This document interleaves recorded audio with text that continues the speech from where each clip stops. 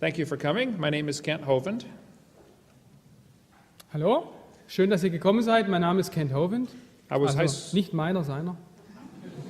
I was a high school science teacher for 15 years. Ich war 15 Jahre lang ein Lehrer in der High School, habe dort Wissenschaft unterrichtet.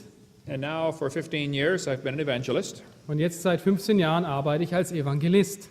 In this session we're going to talk about the Garden of Eden. Und in dieser Lektion wollen wir über den Garten Eden sprechen. Why did they live to be 900 years old? Wie kann es sein, dass sie 900 Jahre lebten? The Bible says Adam was the first man. Die Bibel sagt, Adam war der erste Mensch. And it says Adam was 130 when Seth was born. Und Adam war 130, als sein Sohn Seth geboren wurde. And Seth lived 105 years and Enos was born. Und Seth lebte 105 Jahre und zeugte Enos. And Enos lived 90 years and Canaan was born. Und Enos lebte 90 Jahre und zeugte Kenan. If you look at the dates in the Bible, these people are living a really long time. Und wenn du diese Zahlen anschaust in der Bibel, wirst du sehen, die Leute haben wirklich ein langes Leben gehabt. Why did they live to be 900? Wie kann es sein, dass sie so lange lebten, 900 Jahre? From the creation up until the flood, things were very different. Seit der Schöpfung bis zur Flut waren die Dinge sehr unterschiedlich.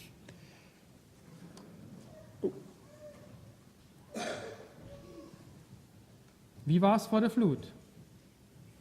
Yes, before the flood, something was different on this planet. Vor der Flut war etwas anders auf diesem Planeten. Average age today, 70 or 80. Durchschnittsalter heute 70 bis 80 Jahre. Average age before the flood, 912. Durchschnittsalter vor der Flut 912 Jahre. Textbooks say dinosaurs lived millions of years ago. Die Schulbücher sagen, vor Millionen von Jahren lebten die Dinosaurier. Did they live millions of years ago? Lebten sie wirklich vor Millionen Jahren? Or have people always lived with dinosaurs? Oder haben Menschen immer zusammen mit Dinosauriern gelebt? Maybe they just had a different name for them. Vielleicht hatten sie andere Namen für die Dinosaurier. So, what was the original creation like? Wie sah die originale Schöpfung aus? What did they eat before the flood came? Was aßen sie vor der Flut? What's it going to be like in the 1,000-year reign of Christ when the Lord fixes things back? Wie wird es sein im tausendjährigen Reich, wenn der Herr wieder alles in Ordnung gebracht hat? Where did all the water for the flood come from? Und wo kam das ganze Wasser von der Sintflut her? Where did the water go? Und wohin ging das Wasser? Were there really giant people on this earth over 10 feet tall, 3 meters tall? Gab es wirklich Riesen auf der Erde, über 3 Meter groß? The Bible says in the last days there will be scoffers who will doubt God's word.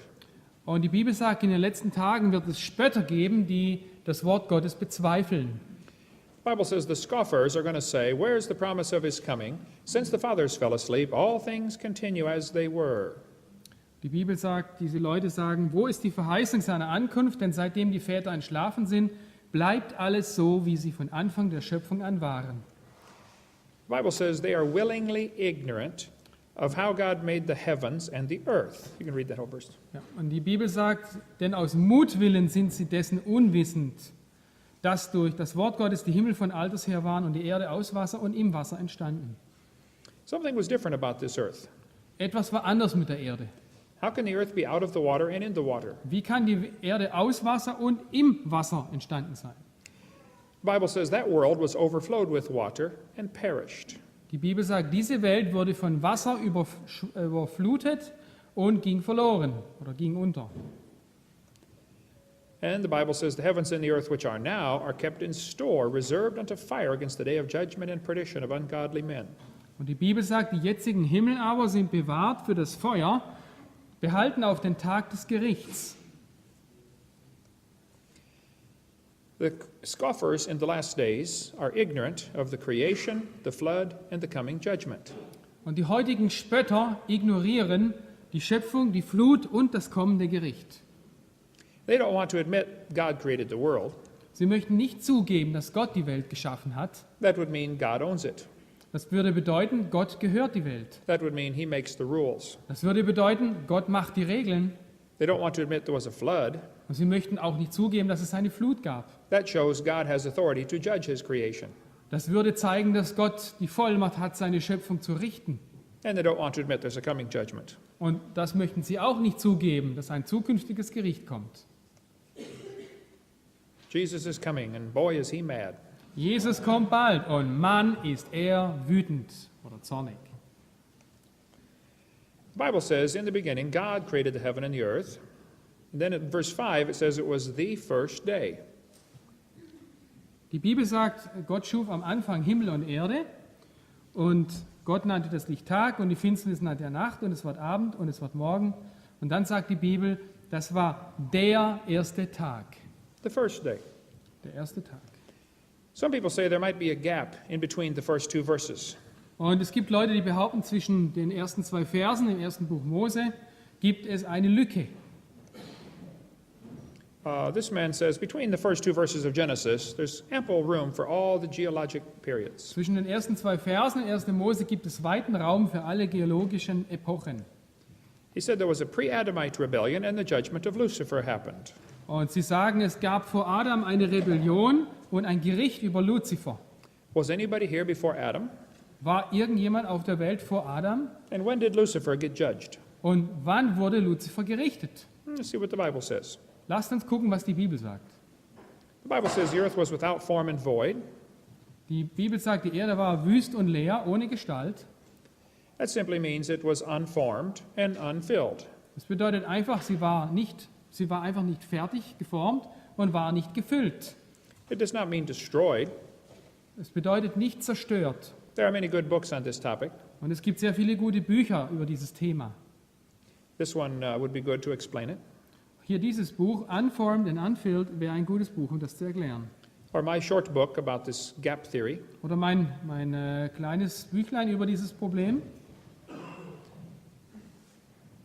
You may read those if you would like to get more information. Und du kannst das lesen, wenn du mehr Informationen darüber haben möchtest. Ezekiel 28 tells us about Lucifer falling from heaven. Und in Hesekiel 28 lesen wir, wie Luzifer aus dem Himmel fiel. Go ahead and read this passage. Okay, all? Yes, 12 to 15? not the small print, only the large. So spricht der Herr Gott, du versiegest die Vollendung, voll von Weisheit und vollkommen an Schönheit. Du warst in Eden, dem Garten Gottes. Allerlei Edelgestein war deine Decke. Dann weiter, an dem Tage, da du geschaffen wurdest, bereitet. Du bist der schirmende und gesalbte Cherub und ich hatte dich so gemacht. Du warst auf Gottes heiligen Berge, du wandeltest hinauf und hinab inmitten der feurigen Steine. Vollkommen warst du in deinen Wegen von dem Tage an, da du geschaffen worden, bis Unrecht an dir gefunden wurde. Here we can see that Satan was created. Wir sehen hier, Satan wurde geschaffen. We can see that he was in Eden. Und wir sehen, er war in Eden.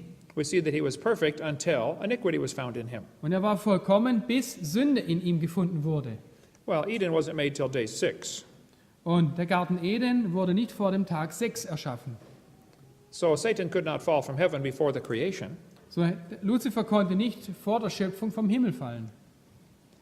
The Bible tells us all the angels shouted for joy when God laid the foundations of the earth.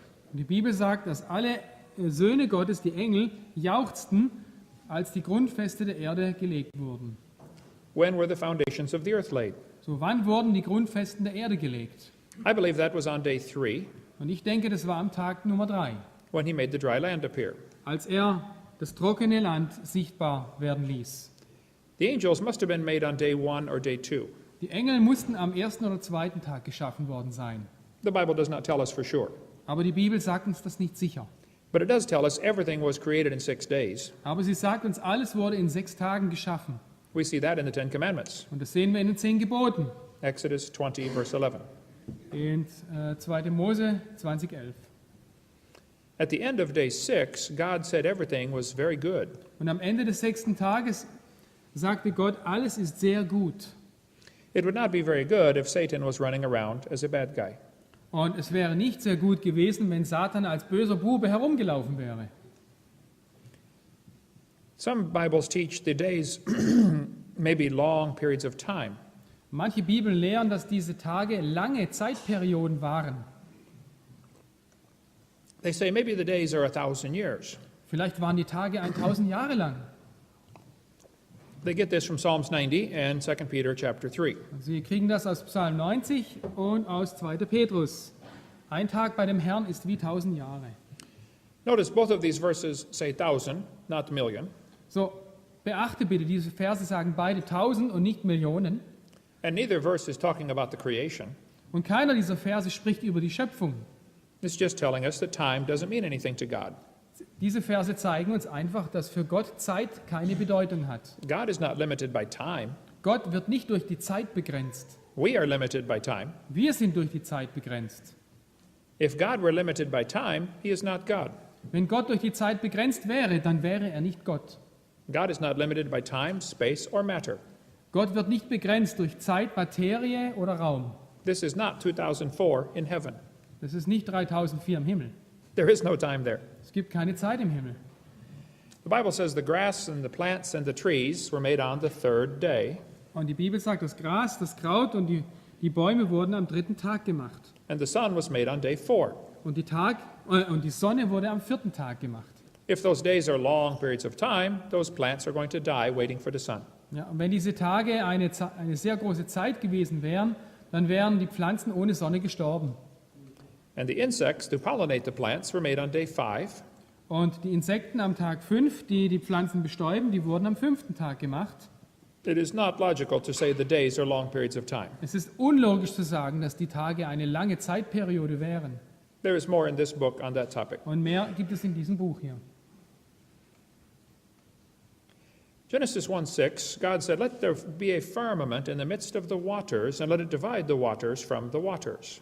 Und Gott sprach, es werde eine Feste inmitten der Wasser und sie scheide die Wasser von den Wassern.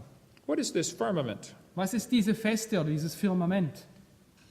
Some people say it's the dirt. That keeps the water away from the water. Manche Leute sagen, das ist der Dreck, der die Ozeane voneinander trennt. No, it is not the dirt. Es ist nicht der Dreck. Read verse 20. Lies Vers 20. It says, "The birds fly in the firmament."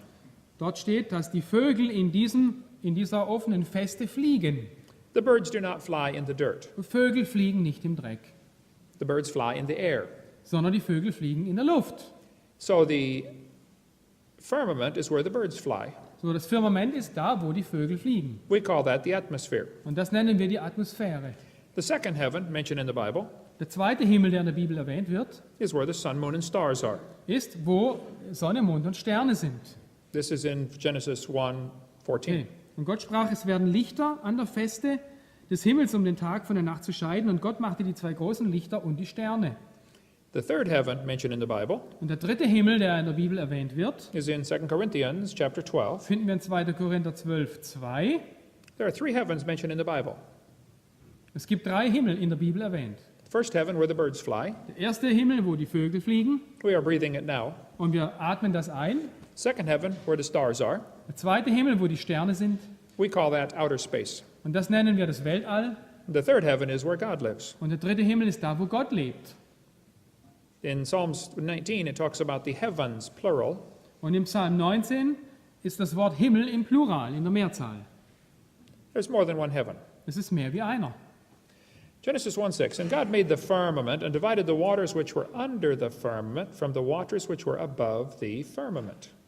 Und Gott machte die Feste und schied die Wasser, welche unterhalb der Feste, von den Wassern, die oberhalb der Feste waren. Und es ward also.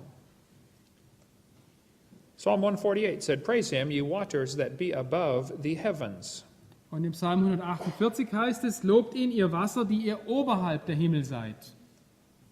2 Peter said the earth was standing out of the water and in the water.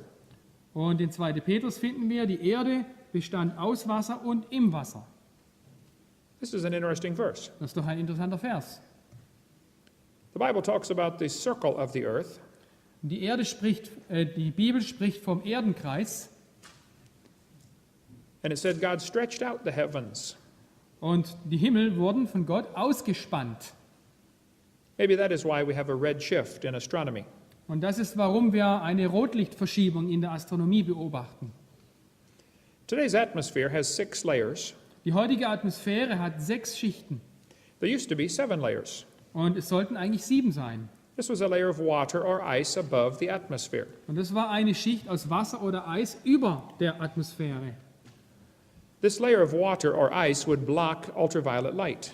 Und diese Eisschicht würde das ultraviolette Licht abschirmen. It would also increase air pressure. Und es würde auch den Luftdruck erhöhen. Things would be very different. Und die Dinge auf der Erde wären sehr unterschiedlich zu heute. That covering of water is gone. Und diese Wasserdecke oder diese Wasserhülle ist weg It all fell down at the time of the flood. und es fiel alles herunter bei der Flut. There was water above the earth and water under the crust of the earth. Es war Wasser über der Erde und Wasser unter der Erdkruste. In Psalm 24, it says, "The earth is the Lord's. He founded it upon the seas and established it upon the floods." Im Psalm 24 heißt es, die Erde ist gegründet über den Meeren und über Strömen hat er sie festgestellt. Psalm 136 says, "He stretched out the earth above the waters." Und im Psalm 136, Gott breitete die Erde aus über den Wassern. There was water under the crust of the earth. Es gab Wasser unter der Erdkruste. That is now gone. Das ist jetzt weg. It is on top. Es ist jetzt oben. It came shooting to the top when the fountains of the deep broke open. Und es schoss durch die Erdkruste hindurch, als die Quellen der Tiefe geöffnet wurden.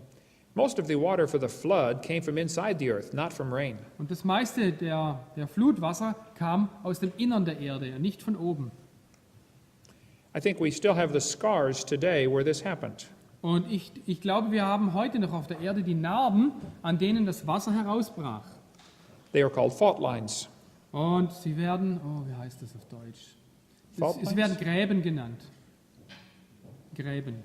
And these plates are still moving. Und diese Platten bewegen sich immer noch. That does not prove the Pangea theory. Aber das beweist nicht die Pangäa-Theorie. We talked about that in the last session. Aber darüber werden wir in der letzten Lektion sprechen. We have much more on that in video number 6. Und im Video Nummer 6 wird noch mehr darüber berichtet. The canopy of water above the atmosphere would make the earth like a big greenhouse. Die Wasserhülle über der Atmosphäre verwandelt die Erde in ein Treibhaus. How many know what a greenhouse is? Und wie viele von euch wissen, was ein Treibhaus ist? They have all glass walls. Die Treibhäuser haben Glaswände. If you live in a greenhouse, you should dress in the basement. Wenn du in einem Treibhaus lebst, dann solltest du dich unten anziehen. Habe ich das gekriegt jetzt? Im Keller, genau. Ja. In color. Scientists are still finding water in space between the stars. Und Wissenschaftler finden in dem Zwischenraum, im Universum zwischen den Sternen Wasser. Scientists have a new theory that says a lack of oxygen killed the dinosaurs. Und die Wissenschaftler haben eine neue Theorie. Nicht Asteroiden, sondern Sauerstoffmangel tötete die Dinosaurier. A lack of oxygen. Oh, Sauerstoffmangel. Why would they say that? Warum sagen sie das? They discovered two problems with dinosaurs. Sie haben zwei Probleme mit Dinosauriern bemerkt. Their lungs are too small, Ihre Lungen sind zu klein and their nostrils are too small. und ihre Nasenlöcher sind zu klein. An 80-foot, 24-meter Apatosaurus had nostrils the same size as a horse. Und ein 24 Meter langer Apatosaurus hatte genauso große Nasenlöcher wie ein Pferd. How could they breathe? Wie konnten die atmen? Today, they couldn't breathe. Heutzutage könnten sie nicht atmen. But if you had double the air pressure, they could breathe just fine. Aber wenn du den Luftdruck verdoppeln würdest, dann könnten sie ohne Probleme atmen. I believe before the flood came, they had greater air pressure. Und ich glaube, dass vor der Flut der Luftdruck doppelt so hoch war wie heute. Plus, they had richer oxygen. Und sie hatten mehr Sauerstoff in der Luft. Dinosaur bones are found all over the world. Dinosaurierknochen werden überall in der Welt gefunden. They certainly lived. Sie haben wirklich gelebt. The question is, when did they live? Die Frage ist, wann haben sie gelebt? Textbooks say they lived millions of years ago. Die Schulbücher sagen, sie haben vor Millionen von Jahren gelebt. I believe they lived with Adam and Eve before the flood. Und ich glaube, sie haben zusammen mit Adam und Eva vor der Flut gelebt. Sometimes insects are found in amber, which is petrified tree sap. Manchmal werden Insekten in Bernstein gefangen und Bernstein ist versteinertes Harz. Occasionally, they have air bubbles in there. Und manchmal finden wir Luftblasen im Bernstein. These air bubbles have 50% more oxygen than we do today. Und in diesen Luftblasen finden wir 50% mehr Sauerstoff wie in der heutigen Luft. Today, the oxygen is 21%. Heute haben wir 21% Sauerstoffgehalt These air bubbles have 32%. und diese Luftblasen haben 32%. If you lived in a world with double the air pressure and more oxygen, Wenn du in einer Welt leben würdest mit doppeltem Luftdruck und mehr Sauerstoff, just breathing would be exciting. Nur atmen wäre schon ein aufregendes Erlebnis. It would be very different. Das wäre ganz anders. You would heal up much faster. Du würdest viel schneller gesund werden. Your bloodstream carries oxygen now. Dein Blut transportiert jetzt gerade Sauerstoff. Today, only on the, is this hemoglobin? No, it's oxygen. Oxygen? Let's see. Hemoglobin, red blood cells. Ja, Hämoglobin, der rote Blutfarbstoff. Under double air pressure, your plasma will also carry oxygen. Okay, now what do I want to say? Okay, jetzt transportieren nur die roten Blutkörperchen den Sauerstoff. Aber mit doppeltem Sauerstoffgehalt würde auch das Blutplasma den Sauerstoff transportieren. That means you could run for hundreds of kilometers without getting tired. Und das bedeutet, du kannst hunderte von Kilometern rennen, ohne müde zu werden. Adam and Eve did not need a car. Adam und Eva brauchten kein Auto. They could run to grandma's house, Sie konnten zu Großmutters Haus rennen, but they did not have a grandma. aber sie hatten keine Großmutter. Also did not have mother-in-law. Und sie hatten auch keine Schwiegermutter. That's why it was paradise. Deswegen war das Paradies.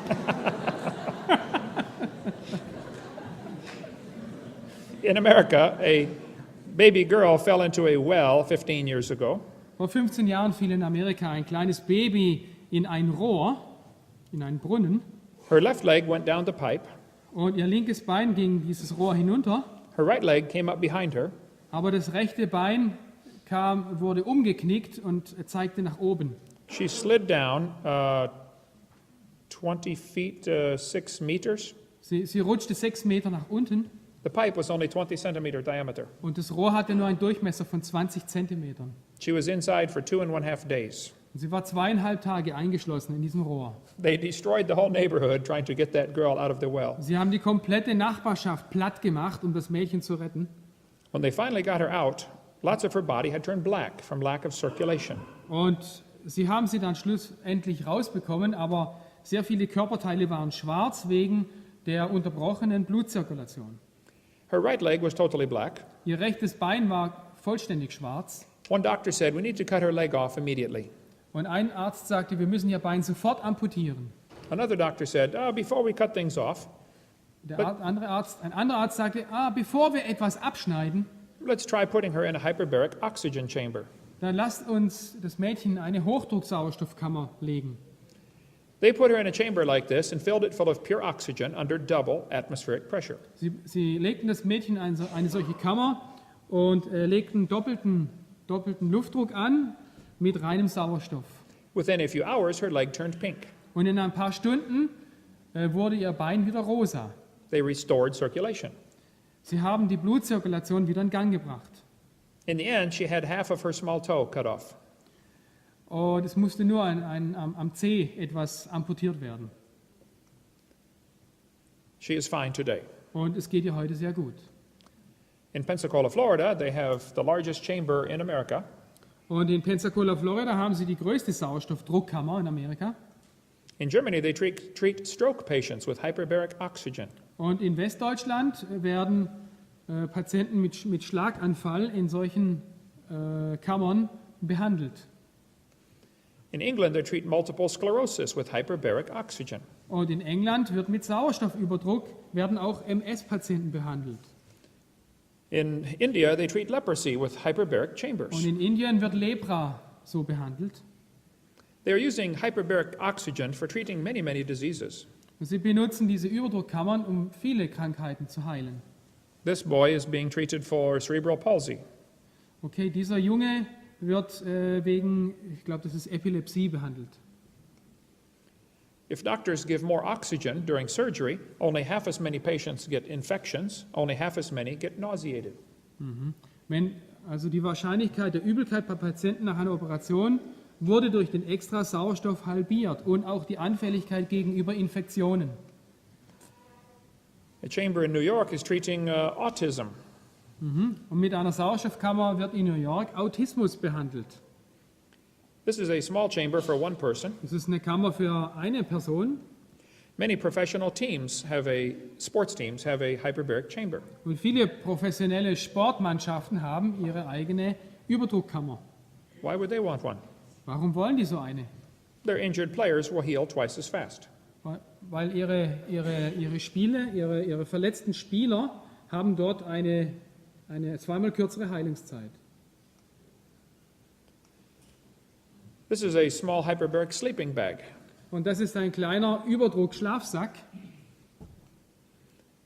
My son and his wife went with me to Alaska. Mein Sohn und seine Frau gingen mit mir nach Alaska. They had an oxygen bar where you could pay $5 and breathe oxygen while you eat lunch. Und da gibt es eine Bar, und da kannst du für $5 während dem Essen Sauerstoff inhalieren.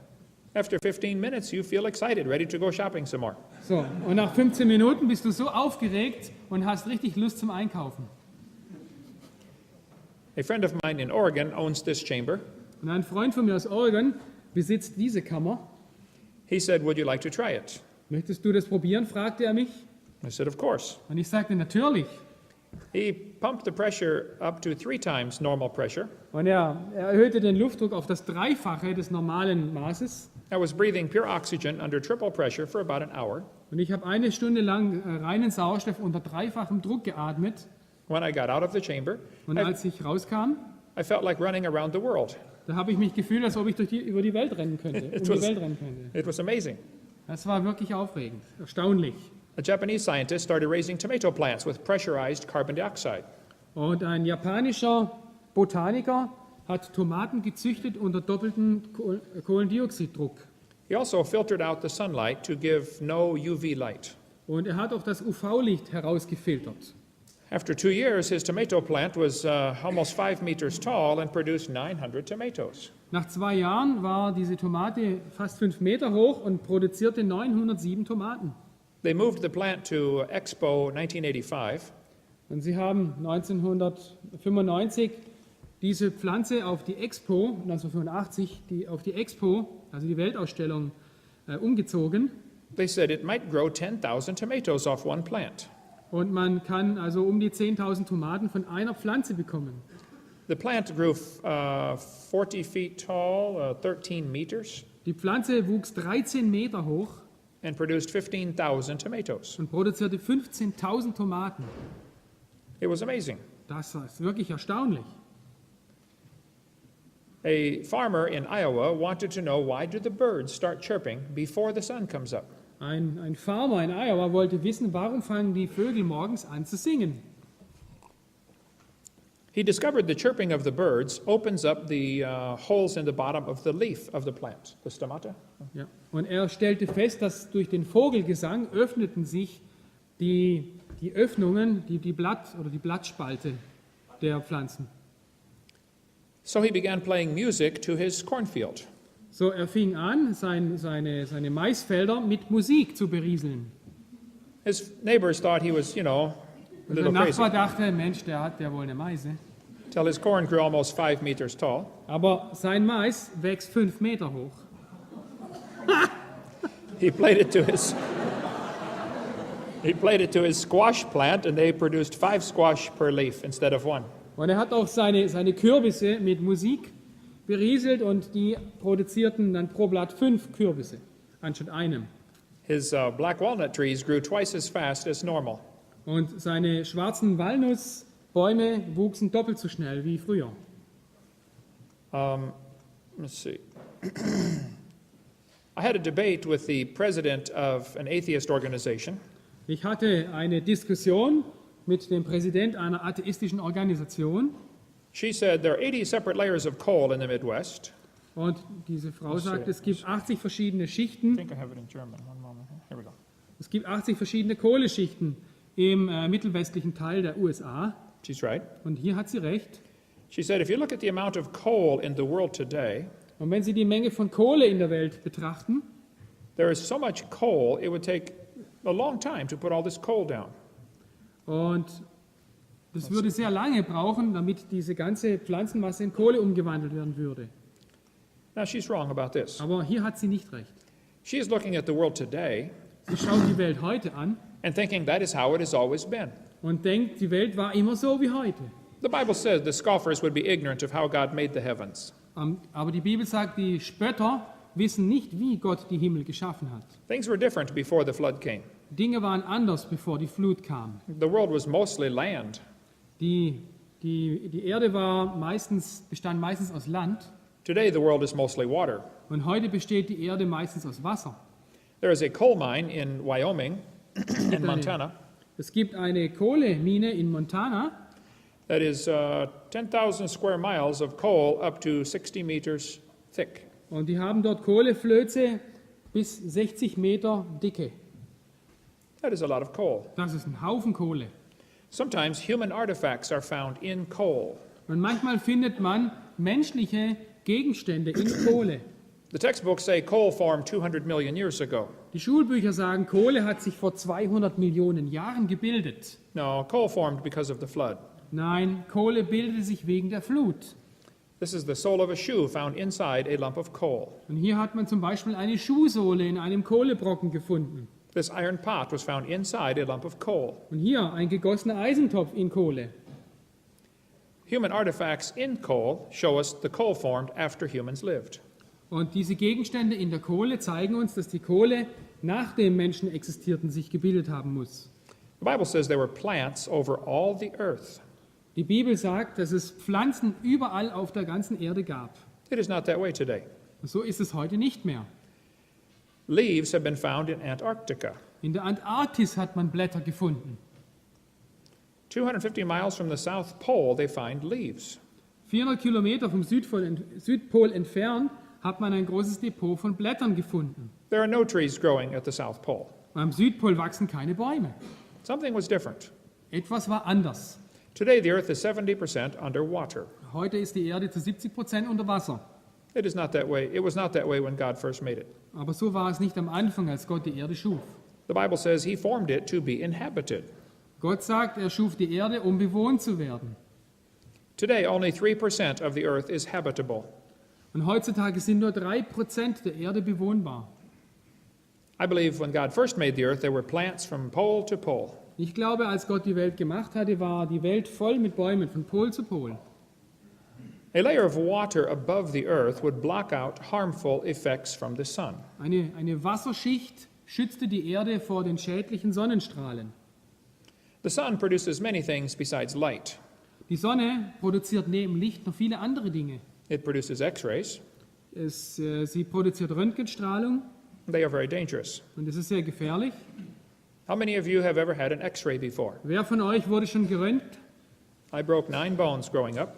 Ich habe 9 Knochen gebrochen, während ich herangewachsen bin.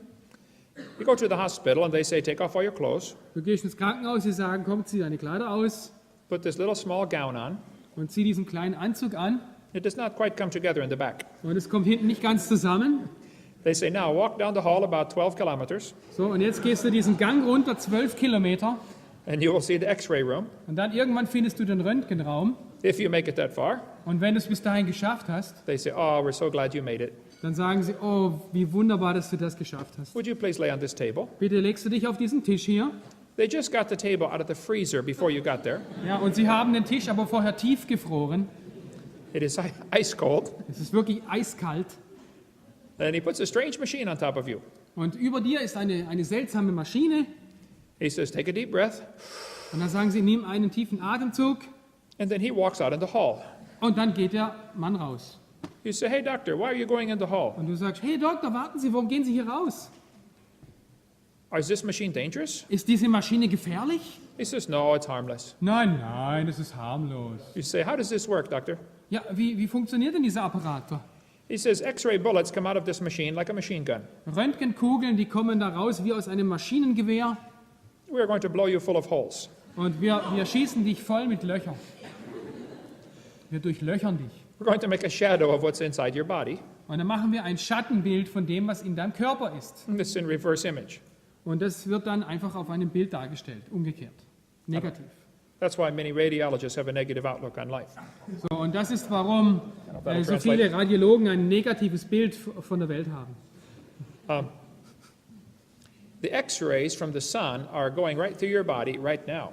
Und die Röntgenstrahlen der Sonne gehen auch jetzt durch deinen Körper hindurch.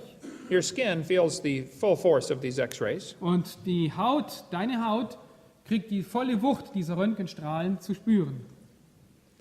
It gets blown full of holes every day. Und wir werden durchlöchert jeden Tag. And your body must repair the damage. Und dein Körper muss den Schaden reparieren.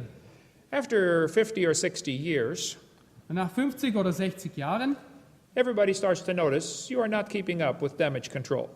da merkst du, aha, die Schadensreparatur funktioniert nicht mehr so wie früher. Your skin begins to wrinkle up. Und deine Haut kriegt langsam Runzeln. Ja. Und die Bibel sagt in Hiob 16,8, und du hast mich mit Runzeln gefüllt. You say, I don't want to get old and wrinkled. Ah, ich möchte nicht alt und runzlig werden. If you don't want to get old and wrinkled, there are 3 things you can do about it. So, wenn du nicht alt und runzlig werden willst, kannst du 3 Dinge dagegen tun. Number 1, you can die early. Nummer 1, du kannst früh sterben. Number 2, you can carry a lead or a concrete umbrella over your head. Du kannst einen Blei- oder Betonschirm über deinen Kopf halten. That will stop the x-rays. So, das würde die Röntgenstrahlen abhalten. Or you can do what the movie stars do. Oder du machst das, was die Filmstars tun. I was one day at the store going to check out at the counter, So, ich war mal in einem Laden und auf dem Weg zur Kasse. and there were many magazines beside me. Und an der Seite gab es viele Zeitschriften. I saw a famous movie star's picture on there. Und ich sah das Bild eines berühmten Filmstars auf einer Zeitschrift. She was getting married for the 40th time. Und sie war, glaube ich, das 40. Mal verheiratet. I have heard a rumor about this lady. Und ich habe sehr viele Gerüchte über die Dame gehört. Someone told me she has a hole in her forehead. Und jemand sagte mir, sie hätte ein Loch in ihrer Stirn. Every morning she fills it in and covers it up with makeup. So, und jeden Morgen füllt sie es mit Make-up. But I'm a scientist, I like to learn things. So, ich bin ein Wissenschaftler und ich lerne gerne Dinge. So I got my Swiss Army knife out. So, ich habe mein Schweizer Messer rausgeholt. It has a magnifying glass on it. Und da gibt es ein Vergrößerungsglas. I picked up the magazine and began staring at her forehead. Und ich habe das Magazin angeguckt und mit der Linse die Stirn ganz genau untersucht. I finally figured out what the hole was. Und dann schließlich habe ich rausgekriegt, was das Loch wirklich war. She has had so many facelifts over the years trying to get rid of the wrinkles. Sie hat so viele Liftings gehabt über die Jahre, um die Falten wegzubekommen. It's her belly button right there. Es ist ihr Bauchnabel.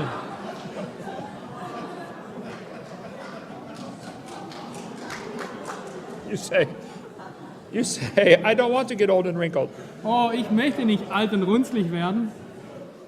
Before the flood, I don't believe they got wrinkled. So, ich denke, vor der Flut wurden sie nicht runzlig. They lived over 900 years. Sie haben über 900 Jahre gelebt. They really did. Wirklich, das taten sie. Some people say they were not really living to be 900. Manche Leute sagen, ach was, die haben nie 900 Jahre lang gelebt. They counted every month as a year. Die haben wahrscheinlich jeden Monat als Jahr gezählt. You have to divide the numbers by 12. So, man muss dann die Zahl durch 12 teilen. That's an even bigger miracle. Das ist wirklich ein noch größeres Wunder. Enoch was 65 when he begat Methuselah. Und Henoch lebte 65 Jahre und zeugte Methuselah.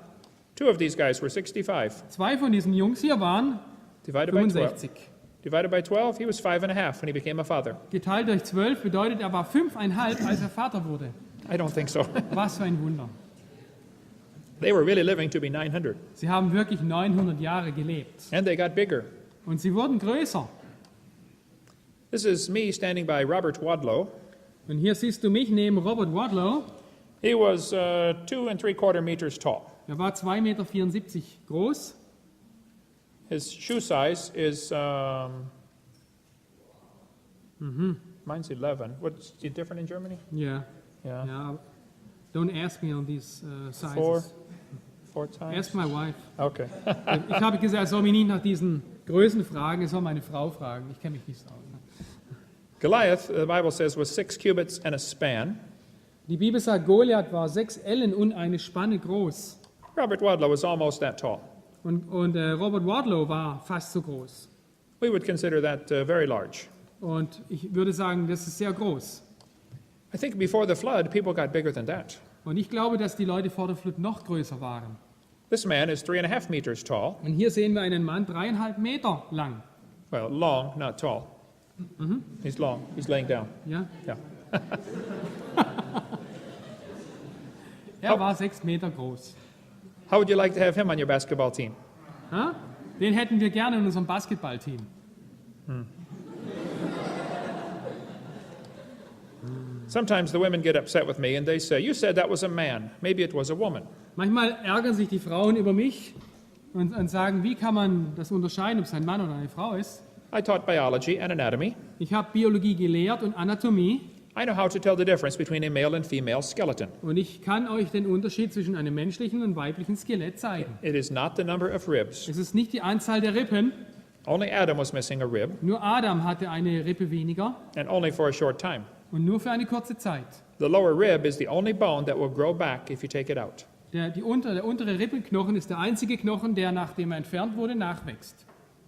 But there are two ways to tell the difference between a male and female skeleton. Aber man kann auf zwei Arten ein weibliches von einem männlichen Skelett unterscheiden. One way is to look at the feet. Der eine Weg ist, auf die Füße zu gucken. If they're pointed toward the mall, it's a woman. Ja, wenn sie Richtung Einkaufszentrum zeigen, ist es eine Frau. The other way is to look at the joint where the jaw matches. Ja, die andere Möglichkeit ist, man guckt auf das Kiefergelenk. If that joint is worn out, it's a woman. Wenn es abgenutzt ist, ist es eine Frau.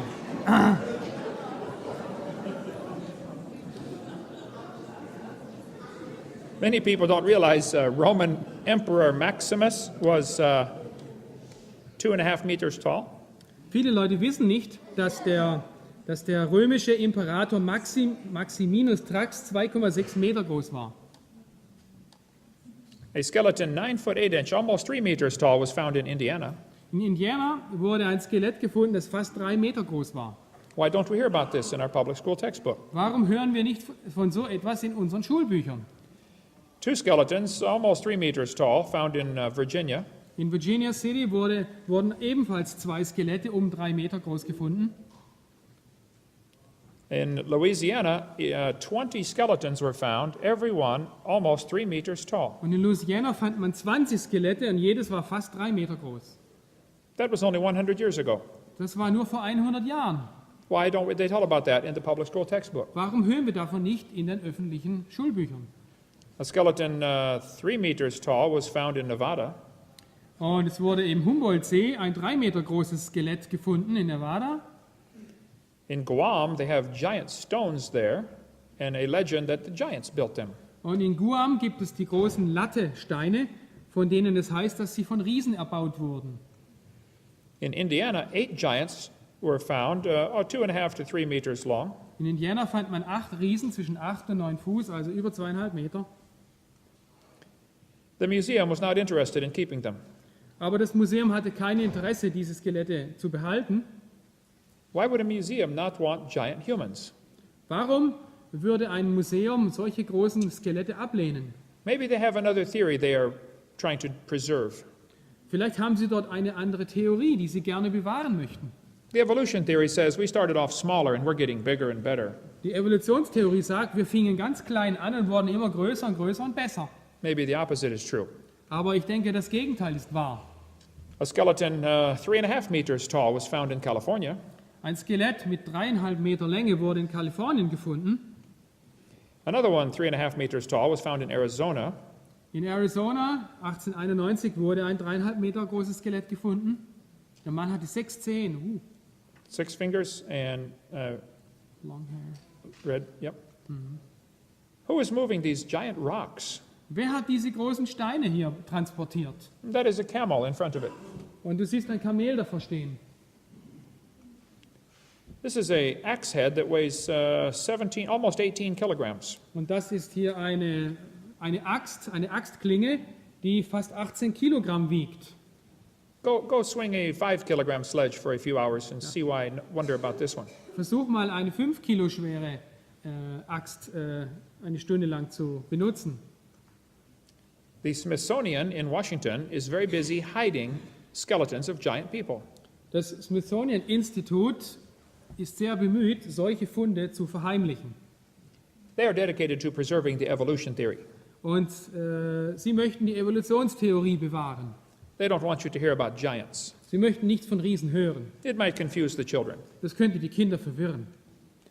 This is a giant skull on display in a museum in Nevada. Hier ist ein Schädel ausgestellt im Humboldt-Museum in Nevada. This is a normal thumb bone. Das ist ein ganz normaler Daumenknochen hier. Underneath is a giant human thumb bone. Und darunter siehst du einen Daumenknochen von einem Riesen. This is from a grave right near Mount Ararat in Turkey. Und das ist aus einem Grab in der Nähe des Berges Ararat in der Türkei. The government of Turkey says they found the grave of Noah. Und die türkische Regierung sagt, sie haben das Grab Noahs gefunden. The skeleton was 12 feet tall, 3.5 meters tall. Und das Skelett war ca. 3,5 Meter lang. That would make his cubit a little bigger. Das macht die Elle ein bisschen größer. How big was that boat? Wie groß war das Boot? People say 1 man and 3 boys could not build such a large boat. Leute sagen, ein Mann und 3 Jungs können nicht so ein großes Schiff bauen. And you did not see those boys. Ja, aber du hast die Jungs nicht gesehen.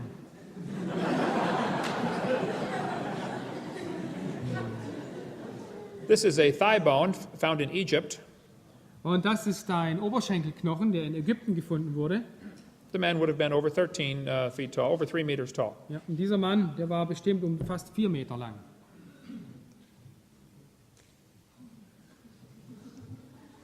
These jawbones are on display right now in Turkey. Und diese Kieferknochen kannst du heute sehen in der Türkei ausgestellt. It is 20 centimeters across the joint. Und der Kiefer ist 20 Zentimeter breit. Any one of us could put our head inside and move it back and forth. Und jeder von uns könnte seinen Kopf reinstecken und rein und rausziehen. In Wisconsin, a giant human skull was found 3 times the size of ordinary humans. Und in Wisconsin hat man einen menschlichen Schädel gefunden, der 3-mal so groß war wie der eines heutigen Menschen. The Bible says there were giants in the earth in those days. Die Bibel sagt, in jenen Tagen waren Riesen auf der Erde. Welcome back to session number 4 about the Garden of Eden. So, und jetzt gehen wir weiter zur Lektion 4 über den Garten Eden.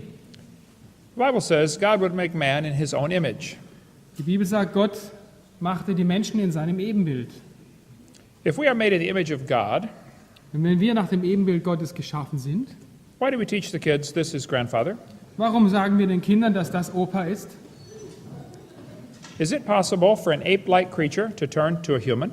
Ist es möglich für ein affenähnliches Wesen, sich in einen Menschen zu verwandeln? So,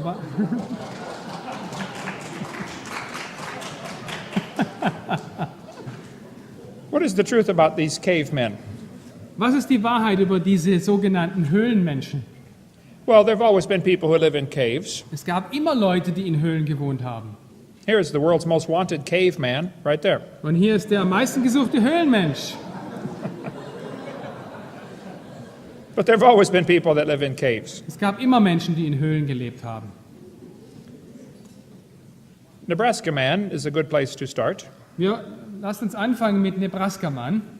All they found for Nebraska man was 1 tooth. Und alles, was sie je vom Nebraska-Mann gefunden haben, war ein einziger Zahn. The entire man would fit in a box this big. Und der ganze Mensch, der hätte in eine kleine Schachtel so groß gepasst. They made the entire man out of imagination and plaster of Paris. Sie haben den ganzen Menschen nachrekonstruiert aus einem Zahn mit sehr viel Fantasie. And they made his wife also. Und sie haben auch seine Frau gemacht. You have to be good to know what his wife looks like from his tooth. Und du musst wirklich sehr gut sein, um von einem Zahn herauszukriegen, wie seine Frau ausgesehen hat. Later, they found out the tooth actually came from a pig. Und später stellte sich heraus, der Zahn war ein Schweinezahn. There's the real Nebraska man. Hier, das ist der wirkliche Nebraska-Mensch. Then we have Piltdown man. Dann gibt es den Piltdown-Menschen. Piltdown man was a fraud. Der Piltdown-Mensch war eine Fälschung. In 1912, they announced they had proved the evolution theory. 1912 sagte man, ja, wir haben die Evolutionstheorie bewiesen. For 40 years, this was in the textbooks as evidence for evolution. Und 40 Jahre lang war der Piltdown-Mensch als Beweis für Evolution in den Schulbüchern. It was a fake. Es war eine Fälschung. It was the head from a monkey Es war der Kopf eines Affen and the jaw from a human. und der Kieferknochen eines Menschen. Neanderthal man is still in the textbooks. Der Neandertaler ist immer noch in den Schulbüchern. It was found here in Germany. Er wurde hier in Deutschland gefunden. The back was bent over, Der Rücken war nach vorne gebeugt. and some people said, oh, monkeys walk on 4 legs, Und Leute sagen, ja, die Affen laufen auf 4 Beinen and man walks on 2, und Menschen laufen auf 2 Beinen. and this one is bent over. Und der ist hier nach vorne gebeugt.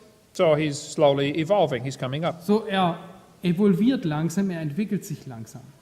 They proved over 100 years ago it was just an old man with arthritis. Und vor ungefähr 100 Jahren hat man bewiesen, es war bloß ein alter Mann mit Arthritis. About 300 Neanderthals have been found. Man hat ungefähr 300 Neandertaler gefunden. The brain was 13% bigger than ours. Und das Gehirn war 13% größer als unser Gehirn. They were perfectly normal humans otherwise. Sie sind ganz normale, vollkommene Menschen. They gave the same skull to 9 different artists and said, what did it look like? Und sie gaben den gleichen Schädel an 9 verschiedene Künstler They got 9 different pictures. und man erhielt 9 verschiedene Bilder. What do you want him to look like? So, wie möchtest du denn, dass er aussieht? They are artists. They can do what they want. Das sind Künstler, die können machen, was sie wollen. A famous American scientist named Jack Coazzo, Und ein berühmter amerikanischer Wissenschaftler namens Jack Coazzo, he studied all the Neanderthal skeletons er hat alle diese Neandertal-Skelette untersucht. and said they are simply deformed by disease. Er sagt, die sind einfach nur verformt durch Krankheiten. Deformiert. Ja. Before the flood, people lived to be 900. Vor der Flut lebten Leute ungefähr 900 Jahre. After the flood, they still lived to be 400 for a while, Und nach der Flut lebten sie eine Zeit lang noch 400 Jahre. and then 200, Und dann 200 Jahre and then 100. und dann 100 Jahre. The bones of your eyebrow never stop growing. Die Knochen deiner Augenbrauen hören nie auf zu wachsen. If a person could live to be 300 or 400 years old, their bones would be very large. Und wenn eine Person 300-400 Jahre lebt, dann würden ihre Augenbrauen sehr stark ausgeprägt sein. The Neanderthals were normal humans who were living very, very long. Die Neandertaler waren normale Menschen, die sehr, sehr lang lebten. This is an excellent book about this subject. Das ist hier ein ganz exzellentes Buch über dieses Thema. Jack Coazzo is coming to speak at my conference in September in Pensacola. Und Jack Woso kommt auf meine Konferenz im September in Pensacola und wird dort einen Vortrag halten. You can see our website, Dr. Dino, for more information. Und du kannst auf unsere Webseite schauen, um mehr Informationen zu kriegen. Das ist www.drdino.com. Cro-Magnon man was in the textbooks for years. Der Cro-Magnon-Mensch war jahrelang in den Schulbüchern, They are perfectly normal.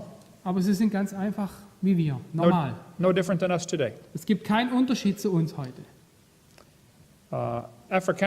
Australopithecus africanus is still in the textbooks. Der Australopithecus africanus ist immer noch in den Schulbüchern.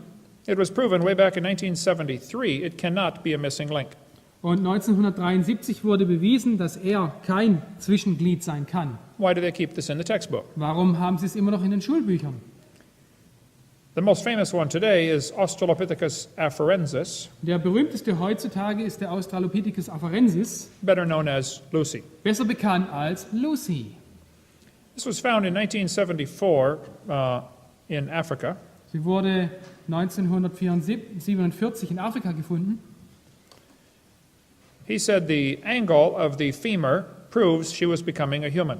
Und sie sagen, ja, der Winkel des Oberschenkelknochens beweist, dass es... The angle of the femur proves she's learning to walk upright, becoming a human. Okay, der Winkel des Oberschenkelknochens beweist, dass sie sich zu einem Menschen entwickelte. The leg of an ape is a straight line. Der Schenkel eines Affen hat eine gerade Linie, oder das Bein. Ja.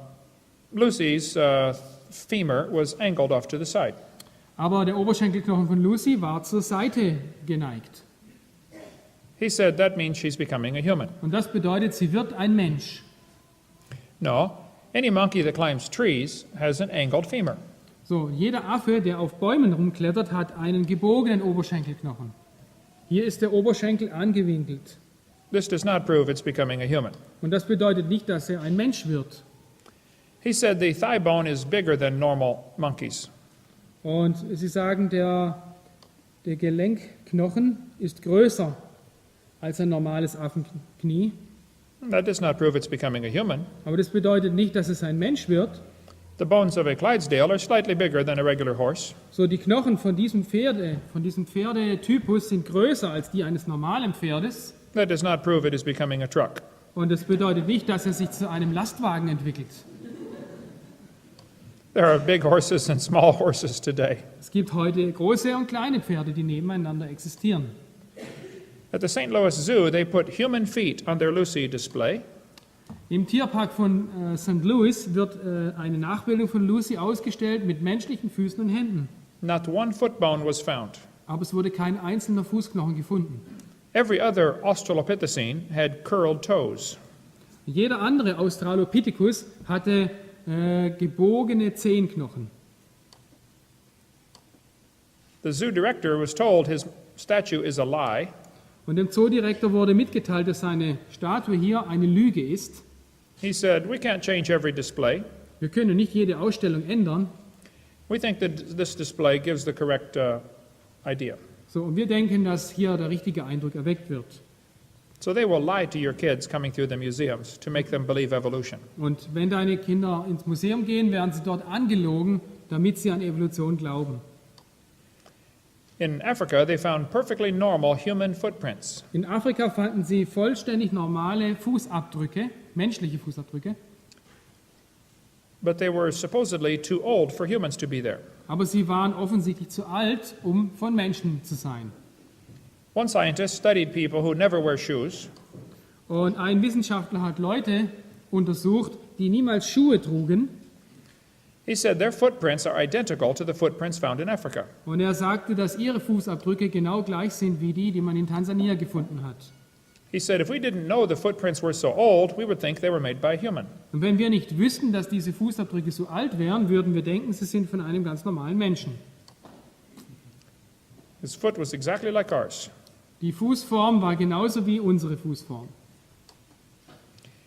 But in National Geographic, they put ape-like creatures on top of these footprints. Und in einer Zeitschrift namens National Geographic wurde dieses Bild auf die Titelseite gebracht. And they added the toe separation. Und hier hat man den Fußabdrücken einen Zehen hinzugefügt, ein abgetrennter oder separierter Zeh. Here they show evolution, but notice the feet. All of the animals have the same feet. Und hier wird uns Evolution gezeigt und schau, die Tiere haben alle die gleichen Füße. This is propaganda. Das ist Propaganda. Apes' feet and human feet are very different. Affenfüße und Menschenfüße sind sehr unterschiedlich. Apes can hang from a tree branch by their feet. Affen können sich mit ihren Füßen von einem Baum hängen. If you want to try that, maybe practice with a low branch. So, und wenn du das ausprobieren willst, dann fang bitte mit einem niedrigen Zweig an. All the experts that study Lucy say it is not a missing link. Alle Experten, die Lucy studiert haben, sagen, sie ist kein fehlendes Zwischenglied. Why do they keep this in our textbook? Aber warum bleibt es immer noch in den Schulbüchern stehen? There may be some of these creatures still alive. Und möglicherweise sind von diesen Wesen immer noch welche lebendig. We could spend much time about the cavemen. Wir können noch viel Zeit mit den Höhlenmenschen verbringen. Each one has been proven wrong. Jeder von ihnen, es wurde bewiesen, dass jeder von ihnen falsch war. There are several good books about this. Und es gibt sehr viele gute Bücher darüber. Let's see. I would recommend this one Ich empfehle dieses Buch hier, if you want to study more about the cavemen. Many states have laws that require textbooks to be accurate. und viele Staaten haben eine gesetzliche Vorschrift, die sagt, dass Schulbücher also akkurat sein müssen. California requires textbooks to be accurate. Die kalifornischen Schulbücher sollten faktisch akkurat sein. That is a good law. Das ist ein gutes Gesetz. Texas requires instructional materials to be accurate. Die Unterrichtsmaterialien sollen Informationen wahrheitsgetreu und objektiv darstellen. I don't know if Germany requires that or not, Ich weiß nicht, ob das in Deutschland auch verlangt wird, but it is common sense. aber es ist gesunder Menschenverstand. You should not lie to the children. Du solltest die Kinder nicht anlügen. Minnesota textbooks says teachers shall not deliberately suppress or distort subject matter. Ein Lehrer, und zwar in Minnesota gibt es eine Vorschrift, die sagt, ein Lehrer soll nicht absichtlich einen Lerninhalt unterdrücken oder verzerren. This Minnesota textbook uses many things that have been proven wrong. Und dieses Schulbuch aus Minnesota benutzt sehr viele Dinge, die einfach falsch sind. Why are we still lying to our students? Warum lügen wir unsere Schüler immer noch an? Modern man used to be called Homo sapien.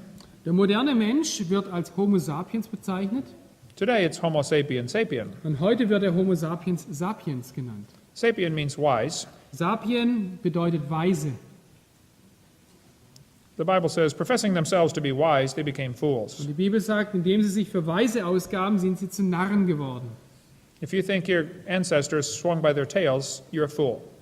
Und wenn du denkst, dass deine Vorfahren sich mit einem Schwanz swim with their tails? Swang. Swang, okay, nicht swim. Okay, dass die mit Schwänzen in den Bäumen rumgeturnt sind, dann bist du ein Narr. Klar. They say, he's the daddy of us all. Sie sagen hier, das ist der Papa von uns allen. That is silly. Das ist dumm. You don't know he's the daddy of anybody. Du weißt nicht, ob er der Papa von irgendjemand ist. When you find bones in the dirt, you don't know they had any children. Wenn du Knochen im Dreck findest, weißt du nicht, ob diese Person je Kinder hatte. If you find a fossil in the dirt, all you know is it died. Wenn du ein Fossil im Boden findest, dann ist das Einzige, was du weißt, es ist tot. You can't prove it had any children. Du kannst nicht beweisen, dass es je Kinder gehabt hat. You sure can't prove it had different children. Und du kannst doch nicht wissen, dass es unterschiedliche Kinder gehabt hat. And why would you think bones in the dirt can do something animals today cannot do? Und warum denkst du, dass Knochen im Dreck etwas tun können, was lebendige Tiere heute nicht können? Animals today only produce the same kind. Tiere heutzutage bringen immer nur Tiere gleicher Art hervor. Where does the Stone Age fit into the Bible? Wie passt die Steinzeit zur Bibel? Well, after the flood, they could not tell their sons to go to the hardware store. So nach der Flut konnte Noah nicht zu seinen Söhnen sagen, ja, geht rüber in den Baumarkt. There were no hardware stores. So, es gab keine Baumärkte. You would have to rebuild civilization. So, du musst die Zivilisation wieder aufbauen You would have to start with whatever is available. und du musstest einfach das nehmen, was da war. So they would make stone tools. So, deswegen haben sie Steinwerkzeuge gemacht. It would take a while to find the iron ore and dig it out of the ground and make the tools. Und es hat eine Zeit lang gebraucht, bis man Eisenerz gefunden hatte und dieses Erz zu Eisen einfach umformen konnte. And these people would not want to carry 25 kilograms of tools with them when they travel. Und weil die Leute nicht 25 Kilo Werkzeug mit sich tragen wollten, während sie reisten, It is smarter to go find the animals ist es viel schlauer, dahin zu gehen, wo man die Tiere findet, and then make your tools right there. und mach dann dort deine Werkzeuge neu. Kill the animals and eat them, Töte die Tiere, iss sie, and leave the tools and go do it again. so, und schmeiß dein Werkzeug weg und mach später wieder. Some scientists look at the tools and say they are not very good, they must be stupid. Und manche Wissenschaftler schauen diese Steinwerkzeuge an und sagen, die sind nicht sehr gut. No, maybe he's in a bigger hurry. So, die sind vielleicht deswegen nicht gut, weil der Hersteller in Eile war. The mammoth is getting away. So, der Mammut, der lief weg. So it has nothing to do with intelligence. So, das hat nichts mit Intelligenz zu tun. Not only were people living longer before the flood, animals were also. Nicht nur die Menschen haben länger vor der Flut gelebt, auch die Tiere. And they were probably bigger. Und sie waren sehr wahrscheinlich größer. This is rhinoceros 5.5 meters tall. Oh, ein Rhinoceros, 5,5 Meter groß. People say that's a prehistoric animal. Leute sagen, das ist ein prähistorisches Tier.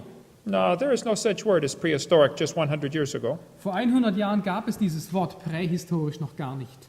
I got some old dictionaries and tried to look up the word prehistoric. Und ich habe ein paar alte Wörterbücher und ich habe nachgeschlagen. In 1766, it was not there. Okay, 1766 gab es das Wort prähistorisch nicht. Ja, kein Wort für prähistorisch. In 1860, the word was not in the dictionary. Auch 1860 gab es dieses Wort nicht im Wörterbuch. Before the flood came, things were very different. Bevor die Flut kam, waren die Dinge sehr anders. Insects would grow much larger. Insekten wurden sehr viel größer. Insects breathe through their skin. Die Insekten atmen durch ihre Haut. They are limited on size by how much oxygen they get. Und sie sind in ihrer Größe dadurch begrenzt, wie viel Sauerstoff sie aufnehmen können. Insects that grow in water with extra oxygen get much bigger. Und Insekten, die in Wasser leben, das mit mehr Sauerstoff angereichert wurde, werden größer. Let's see. Yeah.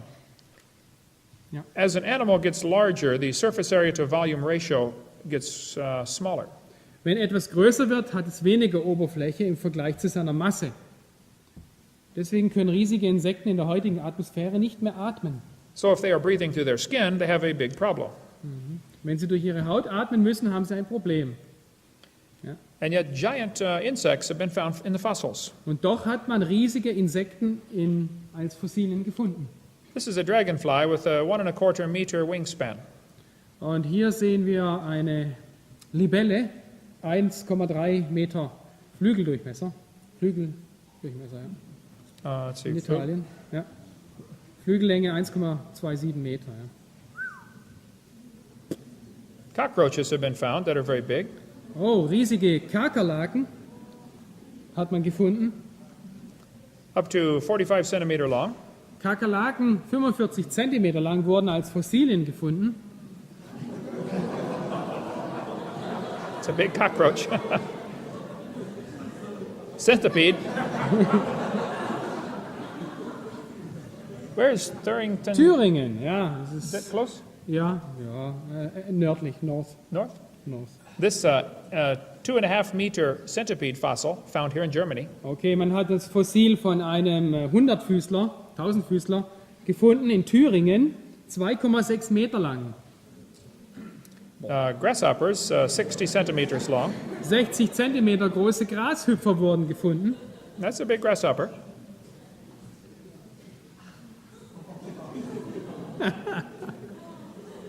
Spiders with a 1 meter leg span.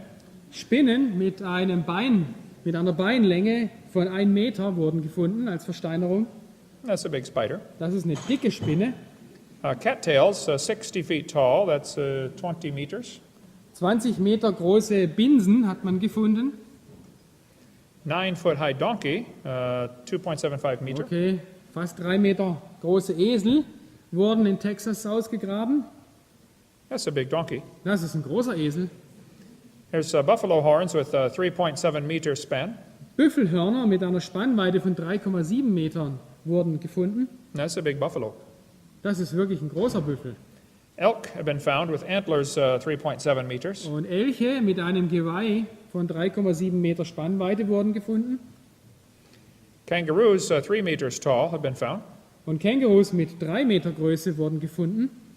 And wombat, the same size as a mini car. Und ein Wombat, das ist so eine Art wie ein Bär, ein Beutelbär, so groß wie ein Mini.